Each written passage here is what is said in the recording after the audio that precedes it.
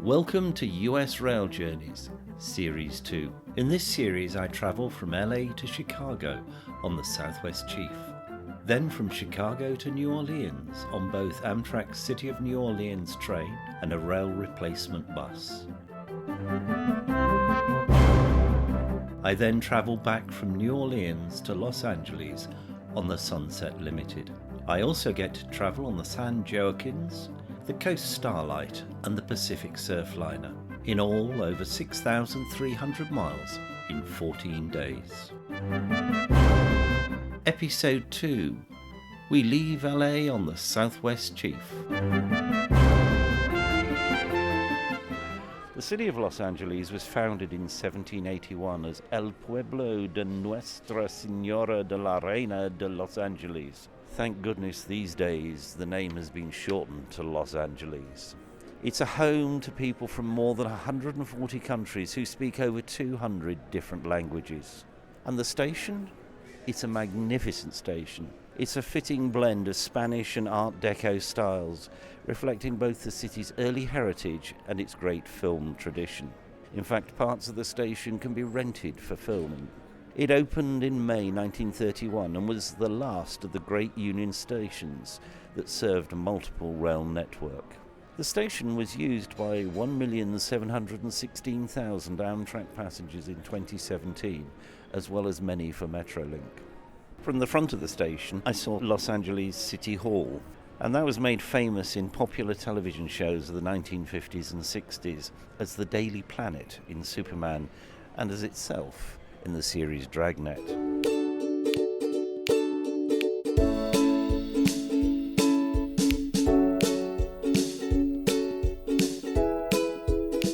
I'm in the central concourse area of Union Station at the current time. There's a piano in one corner with somebody playing it for a few minutes, tinkling away.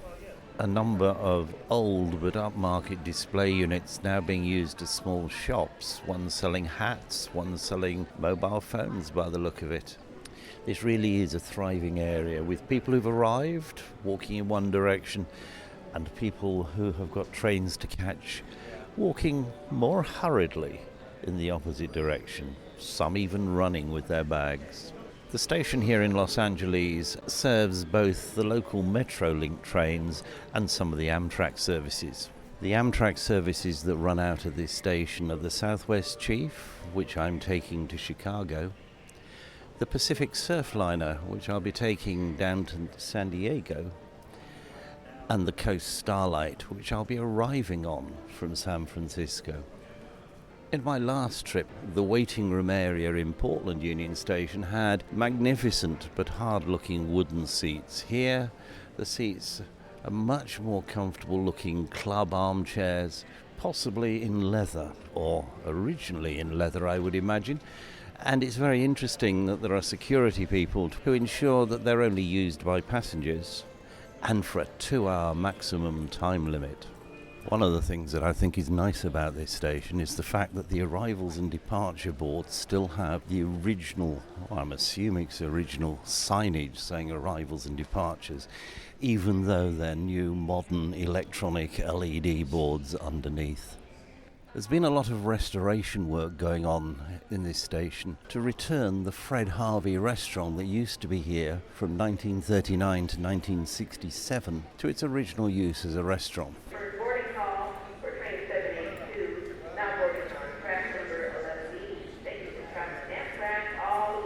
The Fred Harvey restaurant chain began in 1878. It was started by an English-born entrepreneur called, believe it or not, Fred Harvey, and the first location was at the Florence, Kansas train depot. By the turn of the century, the Fred Harvey chain had expanded to all major train stations along the Atchison, Topeka and Santa Fe Railway. And the chain was famous for serving high-end food by young waitresses in conservative dress who were known as the Harvey Girls. Frequently people refer to the Fred Harvey chain as America's first chain dining company. And during Union Station's peak in World War II, the Fred Harvey could serve up to 800 visitors per hour. The work on the wall tiles began with initial cleaning to determine the condition of the tiles. And the process included a dry cleaning process with gentle vacuuming and brushing to remove years of build-up of dirt. That was followed by a mild abrasive cleaning and then a wet cleaning to maintain the amber patina of the naturally aged tile. Once cleaned, there was an identification of the tiles, and that included mapping loose, broken, scarred, patched and discoloured tiles and cataloguing original versus non-original tiles. That project was completed in the fall of 2016. The ceiling here in the main waiting area, or the entry vestibule as they call it, has been cleaned.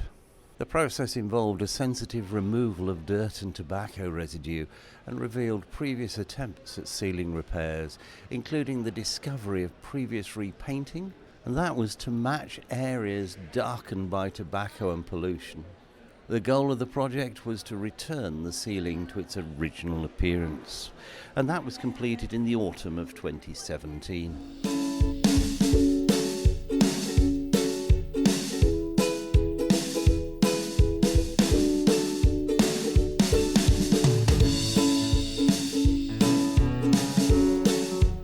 I'm starting on my journey on the Southwest Chief, an indirect successor to the Santa Fe Super Chief, which operated until Amtrak was created in 1971. Between the tinsel of Hollywood and the city of Broad Shoulders, we will cover 2,256 miles of spectacular scenery. I'm going to embark on a memorable journey taking me from Southern California through the unique rock formations of Arizona, past Native American country in New Mexico. We shall travel alongside snow-capped peaks in Colorado and finally past the orderly farms and fruity plains of the Kansas, Missouri and Illinois heartlands. If the weather continues fine, because it's glorious here in Los Angeles today, we'll see spectacular sunsets. Maybe we'll see prairie dogs at play, we'll see the haunting desert beauty, the high country, and of course there'll be dark tunnels, exciting curves and switchbacks for us to travel over. I'll be keeping my camera and this microphone handy as I share the journey with the people I'm going to meet along the way. New acquaintances, one and all. Now, the pre-Amtrak era Santa Fe Super Chief was the first diesel-powered all-Pullman sleeping car train in the United States, and made its maiden run in 1936. It was known as the Train of the Stars and was famous for its gourmet meals and Hollywood celebrity clientele. They maintained this legendary level of high service until the last passenger operation by the Santa Fe Railway on May the 1st, 1971. The Southwest Chief traces most of the original route of the former Super Chief between the West Coast and America's heartland. I will be travelling from Los Angeles to Chicago on BNSF Rail Company tracks. I'm joining the train in time for our 6 p.m. departure from Union Station, Los Angeles.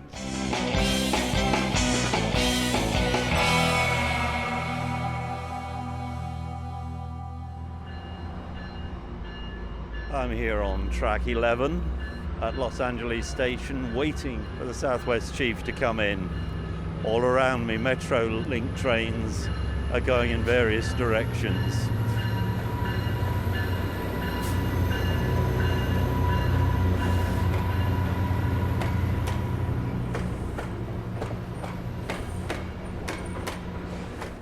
It is, of course, the peak of the evening rush hour, so the station is thronged with people rushing for their trains to take them home for the evening. And it is a perfect late afternoon with bright sunshine and clear blue skies. Our train has now been released from the yard and is backing into the station very slowly. We were told boarding was going to be at 5:15 and it's now 25 past 5. So here it is, the Southwest Chief. The lounge car has just passed me. I expect to spend a lot of time on this trip up there, telling you about the wonderful journey that I'm having, as well as some of the people that I'm meeting on the train. But the train is still reversing. And finally it comes to a halt and the doors start opening so that we can get aboard. So now it's time to find my coach. One of the nice things about starting the journey from the station that the train starts its whole journey from is that you've got time to walk down the platform, take a few photographs, have a look at the rolling stock and of course the locomotives. These Amtrak diesel locomotives will be running for nearly 48 hours without stopping. We've got numbers 25 and 197 on the front of this train.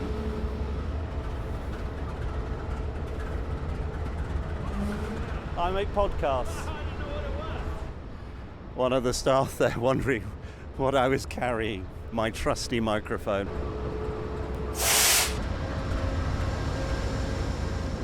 The engineer on his way down the platform now, just mounting the cab at the front of the train.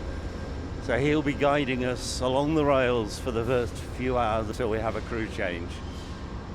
On these Amtrak trains, the conductors and the engineers change regularly with their shift patterns, but the onboard train service crew, they're with us from the start of the journey right through to the end.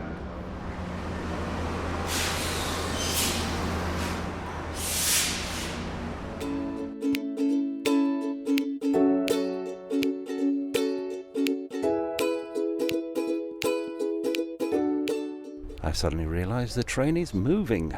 We're about a minute late leaving Los Angeles station.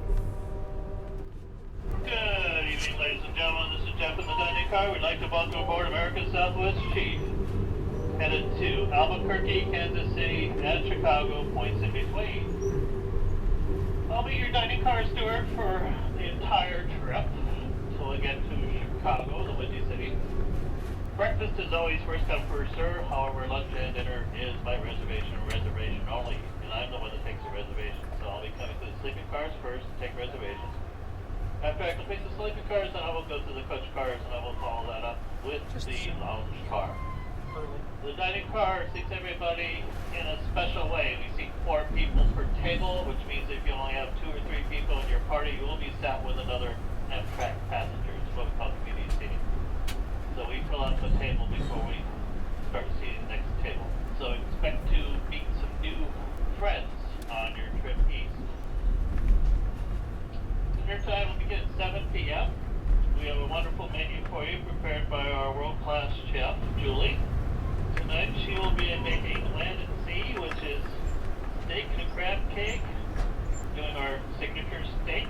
We're doing our thyme-roasted chicken breast. We're doing our rigatoni pasta, which is vegan compliant. And if you're in a sleeping car, you get garden salads with all those. If you're in the coaches, you can add garden salad to it. I will go over the pricing and everything when we do the coach reservations. Because the sleeping accommodations, your meals are included in your first class fare. Note that it's not included as alcoholic beverages, which means beer, wine, or liquor, and gratuities to the server. So once again, I will be coming through in about 10 minutes to the sleeping cars. If you'd like a reservation, please make sure at least one member of your party remain in your sleeping accommodation. On behalf of all of us at Amtrak, we know you have many methods of traveling today, but we appreciate the fact that you chose Amtrak as your way to go to Chicago. Welcome aboard. We're now passing through large areas of marshalling yards. By the look of it, it's for the commuter trains. Trains now picking up a little bit of speed. We're making reasonable progress through the suburbs. One of the train crew told me a few minutes ago that this is one of the bumpiest bits of track in the whole of the United States. The bit between Los Angeles and Fullerton. This is definitely an industrial area of town, going past piles of all the sheet metal. So I presume there's quite a lot of metal manufacturing going on around here. We're just going through one of the Metrolink stations. I do like these double-decker coaches. You get a really good view out of the windows. Now we've moved on to a lot of suburban housing. Very small gardens, which I do find surprising.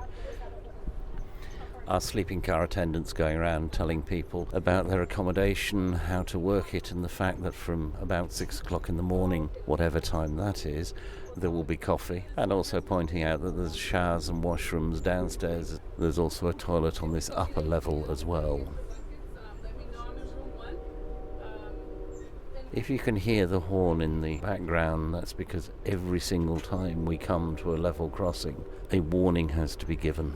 Here in the United States also, as trains come in and go out of stations, they have to ring the bell. Though I'm sure it's not a bell like they used to be, but more an electronic bell. We've moved from manufacturing now to what looks more like warehousing.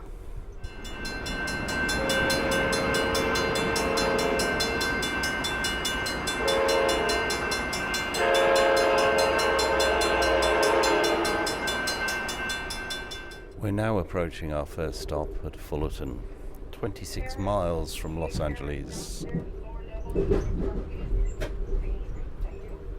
This is a major transport hub in Orange County, and the town has 2 historic rail depots on one site. One built in 1923 by the Union Pacific Railroad, and the other built in 1930 by the Atchison, Topeka and Santa Fe Railway. So we've just come to a halt at Fullerton. And next to me is the locomotive of a very large, I would imagine, and long freight train. The Union Pacific station, built in 1923, is now a restaurant, and the other station, built in 1930, is used as a ticket office for Amtrak and also the passenger waiting area. The station was used by just under 400,000 Amtrak passengers last year and is just a short stop and pick-up. The town of Fullerton hosts California State University and historically has been a centre for agriculture. Famous Fullertonians include the actor Steven Seagal and former President Tricky Dicky Nixon, who was born and raised here. I would imagine Fullerton has quite a short platform because we've just pulled forward and stopped again so that the passengers getting onto the coach carriages can get onto the train.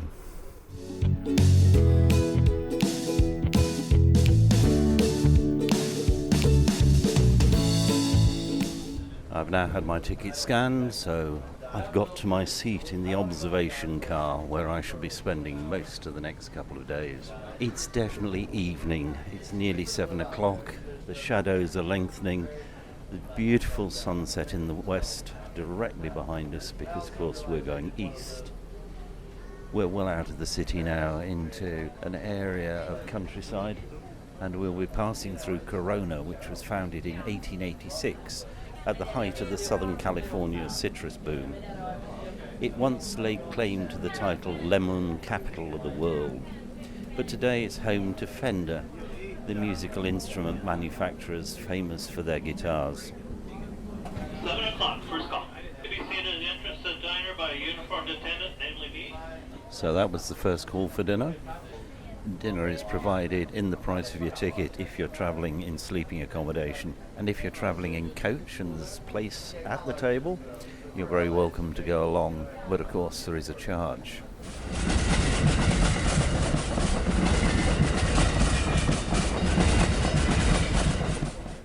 So now we're about 60 miles into our journey, coming into Riverside. This was the birthplace of the Californian citrus. In 1873, Eliza Tibbets received 2 Brazilian navel orange trees sent to her by a friend in the State Department in Washington. The station opened in 1993 and is used by 12,000 Amtrak passengers in 2017. It's also used for commuter services in Southern California. It's nearly dark outside, being a beautiful sunset as we've gone along. The light is now starting to go quite rapidly. Let's hope that tomorrow is as beautiful a day as it's been today. We'll be going for a dinner break for about 45 minutes to an hour, and then I will return. Closing this evening at 11 and reopening at 6 o'clock in the morning, but I will be making another announcement. So here I am on an Amtrak train, and Jane, in the cafe underneath the observation car, comes from Hyde in Manchester.